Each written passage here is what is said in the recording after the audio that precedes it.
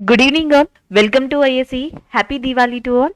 And ఈ వీడియోలో important current affairs MCQs discuss చేద్దాం. ఫస్ట్ వన్ చూద్దాం.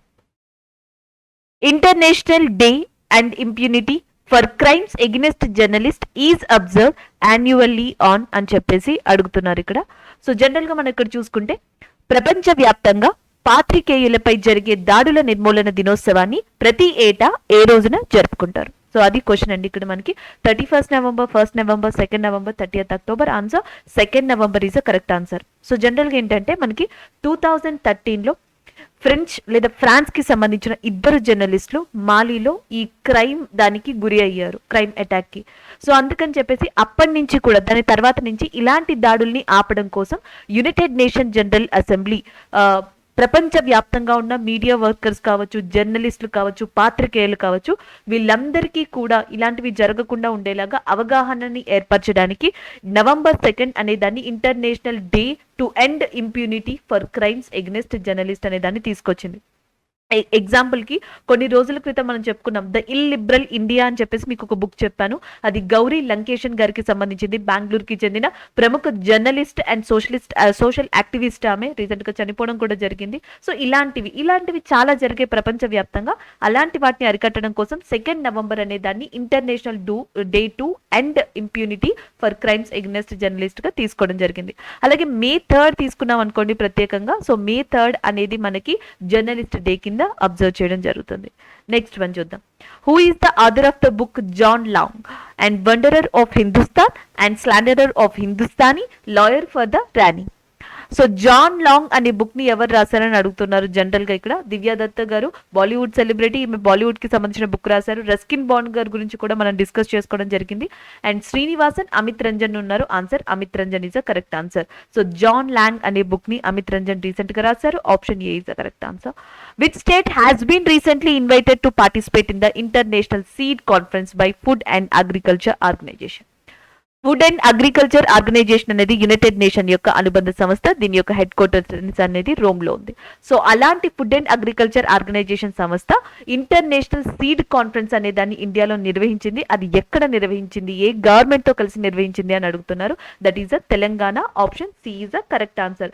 సీడ్స్ కి సంబంధించిన ఇంపార్టెన్స్ ని, విత్తనాలకి సంబంధించిన ఇంపార్టెన్స్ ని చెప్పడం కోసం అండ్ తెలంగాణని ఇలాంటి దాంట్లో క్వాలిటీ హబ్ గా మార్చడం కోసం తెలంగాణ రాష్ట్రంతో కలిసి food and agriculture organisation international seed conference అనే దాన్ని తెలంగాణలో ఏర్పాటు చేసింది. ఆప్షన్ సి కరెక్ట్ అవుతుంది. Recently, Ministry of Education launched Bhasha Sangam initiative for school.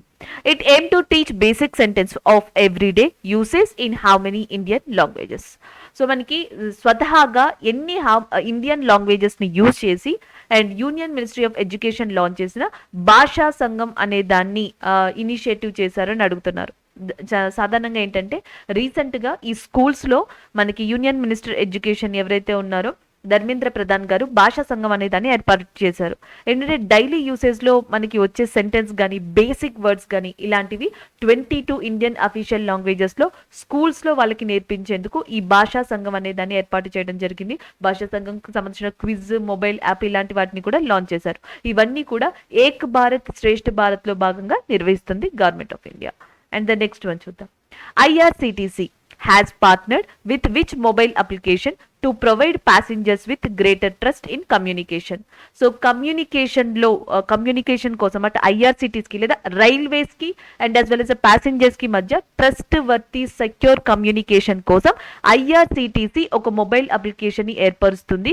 And ఆ మొబైల్ అప్లికేషన్ కోసం ఈ కింది వానిలో దేనితో ఒప్పందం కుదుర్చుకుంది అని అడుగుతున్నారు. Zoom, way to SMS, WhatsApp, Truecaller. Answer Truecaller is the correct answer. Truecaller IRCTC కలిసి మనకి ఒక ఇంటిగ్రేటెడ్ నేషనల్ రైల్వే నెంబర్ ని ప్రకటించనున్నాయి. దాని పేరు 139. సో దీని ద్వారా పిఎన్ఆర్ స్టాటస్ కానీ లేకపోతే బుకింగ్ కానీ ఇలాంటివన్నీ కూడా ఫ్రాడ్ జరగకుండా ట్రాన్స్పరెన్సీ ఉండేలాగా అందించనున్నాయి. దానికి సంబంధించిన కరెంట్ అఫైర్. అలాగే ప్రస్తుతం రైల్వే శాఖ మంత్రిగా అశ్విని వైష్ణవ్ గారు ఉన్నారు. అది రివైజ్ చేసుకోవచ్చు ఇక్కడ. నెక్స్ట్ వన్ చూద్దాం. Who బ్యాగ్డ్ gold medal in the 3rd national open javelin throw championship at Jawaharlal Nehru stadium, New Delhi. So recent గా న్యూఢిల్లీలో జరిగిన 3వ జాతీయ ఓపెన్ జావెలిన్ త్రో ఛాంపియన్షిప్ లో మనకి గోల్డ్ మెడల్ ని మెన్స్ కేటగిరీలో సొంతం చేసుకుంది ఎవరు అని అడుగుతున్నారు. ఆన్సర్ కిషోర్ కుమార్ గారు. Option A is a correct answer. So Kishore Kumar గారు స్వతహాగా ఒడిస్సా ప్రాంతానికి సంబంధించిన వ్యక్తి. సో 26 మీటర్స్ డిస్టెన్స్ కి గాను టార్గెట్ ని రీచ్ అయ్యి కిషోర్ కుమార్ గారు మెన్స్ విభాగంలో ఓపెన్ జావ్లిన్ త్రో విభాగంలో ఈ గోల్డ్ మెడల్ ని అందుకోవడం జరిగింది. అలాగే విపిన్ కస్నా గారు వచ్చేటప్పటికి మనకి బ్రాంజ్ మెడల్ ని అందుకున్నారు. ఈయన మనకి ఢిల్లీ నుంచి పార్టిసిపేట్ చేసిన పర్సన్ గా గుర్తుపెట్టుకోవచ్చు. అండ్ హరీష్ కుమార్ గారు రాజస్థాన్ నుంచి పార్టిసిపేట్ చేశారు. ఈయనకి సిల్వర్ మెడల్ వచ్చింది. So this is all about the national open javelin throw championship which is recently held in New Delhi. అలాగే నెక్స్ట్ వచ్చేటప్పటికి జావ్లిన్ త్రో డే అని చెప్పేసి ఇండియాలో ఉంది మనకి August 7th. ఇదే డేన నేషనల్ హ్యాండ్లూమ్ డే అనేది ఉంది. And as well as javelin throw డేని కూడా ఈ సంవత్సరమే ప్రకటించడం జరిగింది. నెక్స్ట్ వన్ చూద్దాం. Recently who has been appointed as a ambassador of India to Russia. So recent గా Indian ambassador to the Russia కింద ఎవరు అపాయింట్ చేయబడ్డారు అని అడుగుతున్నారు. తరంజిత్ సింగ్ సంధు, ఈయన యుఎస్ఏకి సంబంధించి. ఇంకా నెక్స్ట్ వచ్చేటప్పటికి దినేష్ పట్నాయక్, ఈయన రీసెంట్ గా ఇండియన్ అంబాసిడర్ టు స్పెయిన్ గా నియమించారు. అండ్ ఇంకున్నది పవన్ కుమార్ గారు. అండ్ నెక్స్ట్ వచ్చేటప్పటికి Sanjay Sudhir garu. Answer Pavan Kapoor is a correct answer. Pavan Kapoor garu, not Kumar, Kapoor గారు. పవన్ కపూర్ గారు యుఏఈకి ప్రతినిధిగా చేశారు, ఇండియన్ ప్రతినిధిగా యుఏఈలో చేశారు. దాని తర్వాత అక్కడి నుంచి ఇప్పుడు ఇండియన్ ప్రతినిధిగా, ఇండియన్ అంబాసిడర్ గా రష్యాలో అపాయింట్ అవడం జరిగింది. Option B is the correct answer, Pavan Kapoor. Next one చూద్దాం. World tsunami awareness day is observed every year on. ప్రపంచ సునామీ అవగాహన దినోత్సవం ఎప్పుడు అని అడుగుతున్నారు. That is the 5th November. ప్రతి ఏటా 5th November world tsunami awareness day అనే దాన్ని రికగ్నైజ్ చేయడం జరిగింది. అలాగే భారతదేశంలో సునామీ ఎర్లీ వార్నింగ్ సెంటర్ అనేది మనకి హైదరాబాద్ కేంద్రంగా 2007లో ఎస్టాబ్లిష్ చేయబడింది. ఇది కూడా మనం గుర్తుపెట్టుకోవచ్చు. నెక్స్ట్ వన్ చూద్దాం. And which brand has become the official Indian wear partner of ICC Men's T20 World Cup 2021? ICC Men's T20 World Cup 2021 అనేది యుఏఈ కేంద్రంగా జరుగుతుంది. దీనికి సంబంధించి ఇండియన్ ఏదైతే మెన్స్ టీమ్ ఉందో దానికి ఇండియన్ వేర్ పార్ట్నర్ గా ఏది జాయిన్ అయింది అని అడుగుతున్నారు. Byju's, Sahara, Unacademy, Manyavar. Answer Manyavar is the correct answer. Option C is the correct one. And the next one, recently Niti Aayog has partnered with which organization to set up risk sharing instrument for financing electric vehicles? So electric vehicles కోసం risk sharing instrument for financing అనే దాన్ని ఏర్పాటు చేయడానికి నీతి ఆయోగ్ ఈ క్రింది వాటిలో ఏ అంతర్జాతీయ organisation తో టైఅప్ అయింది, భాగస్వామ్యం కుదుర్చుకుంది అని అడుగుతున్నారు. That is the World Bank. Option D is the correct answer. World Bank, NITI Aayog కలిసి దాదాపుగా $300 million వెచ్చించి risk sharing instrument for financing electric vehicles అనే దాన్ని స్టార్ట్ చేయనున్నాయి. ఆప్షన్ డి అనేది కరెక్ట్ అవుతుంది. నెక్స్ట్ వన్ చూద్దాం. And which company is set up to India's first mega scale malic anhydride plant in Panipat, Haryana? ఈ కింది వాటిలో ఏ కంపెనీ భారతదేశంలో మొట్టమొదటిసారిగా అతి పెద్ద ఎత్తున మాలిక్ ఎన్హైడ్రేటిక్ ప్లాంట్ అనే దాన్ని ఏర్పాటు చేయనుంది అని అడిగారు. ఆన్సర్ ఇండియన్ ఆయిల్ కార్పొరేషన్ అనేది కరెక్ట్ అవుతుంది. సో ఏంటంటే జనరల్ గా ఈ ఎన్హైడ్రేటెడ్ ప్లాంట్ అనేది మనకి భారతదేశం వేరే కంట్రీస్ నుంచి ఎక్కువగా డిపెండెన్సీ అయ్యింది వాల్యూ యాడెడ్ కెమికల్ ప్రొడక్ట్స్ ని మ్యానుఫ్యాక్చర్ చేయడానికి.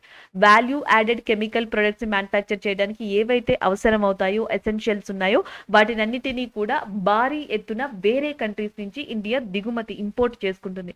అలా కాకుండా దాన్ని కంట్రోల్ చేసేందుకు, సో ఇండియాలోనే వాటిని మ్యానుఫ్యాక్చర్ చేసేందుకు మాలిక్ ఎన్హైడ్రేటెడ్ ప్లాంట్ అనే దాన్ని పానిపట్ హర్యానాలో ప్రారంభించనుంది ఇండియన్ ఆయిల్ కార్పొరేషన్. దానికి సంబంధించిన కరెంట్ అఫైర్ ఇది. హర్యానా యొక్క చీఫ్ మినిస్టర్ గా మనోహర్ లాల్ ఖట్టార్ గారు ఉన్నారు. హర్యానా యొక్క గవర్నర్ గా బండారు దత్తాత్రేయ గారు ఉన్నారు. నెక్స్ట్ వన్ చూద్దాం. Who is the author of the book the story of the first civilization from Mesopotamian to the Aztecs? So who is the author of the book the story of the first civilization from Mesopotamian to the Aztecs అనే book ని ఎవరు రాశారని అడుగుతున్నారు. సుభద్ర సేన్ గుప్తా గారు. So ఈమె popular author గా చెప్పొచ్చు. సుభద్ర సేన్ గుప్తా గారి ఆధ్వర్యంలోనే the story of the first civilization from Mesopotamian to the Aztecs అనేది రాయబడింది. Option A is the correct answer. Next one చూద్దాం. Which bank has signed an MOU with the Indian navy offering a defence service salary package under the initiative power salute? Actually ఇది revision కోసం పెట్టిన question అండి. Power salute కోసం Indian navy కోసం ఈ కింది వాటిలో ఏ బ్యాంక్ ఈ శాలరీ ప్యాకేజ్ కి సంబంధించిన పవర్ సెల్యూట్ అనే దాన్ని స్టార్ట్ చేసింది అని అడుగుతున్నారు. That is nothing but axis bank. Axis బ్యాంకే డిఫెన్స్ వాళ్ళ కోసం, నేవీ కావచ్చు, ఆర్మీ కావచ్చు, వీళ్ళ కోసం పవర్ సెల్యూట్ అనే దాన్ని తీసుకొచ్చింది. ఆప్షన్ డి అనేది కరెక్ట్ అవుతుంది. అండ్ ద నెక్స్ట్ వన్ చూద్దాం. The centre has launched campaign Har Ghar Dastak for which of the following thing. The centre has launch a campaign Har Ghar Dastak for which of the following thing అని అడుగుతున్నారు. కోవిడ్-19 vaccine. కోవిడ్-19 vaccine కోసం హర్ ఘర్ దస్తక్ అనే పథకాన్ని ప్రారంభించింది. ఆప్షన్ సి అనేది కరెక్ట్ అవుతుంది. Thank you.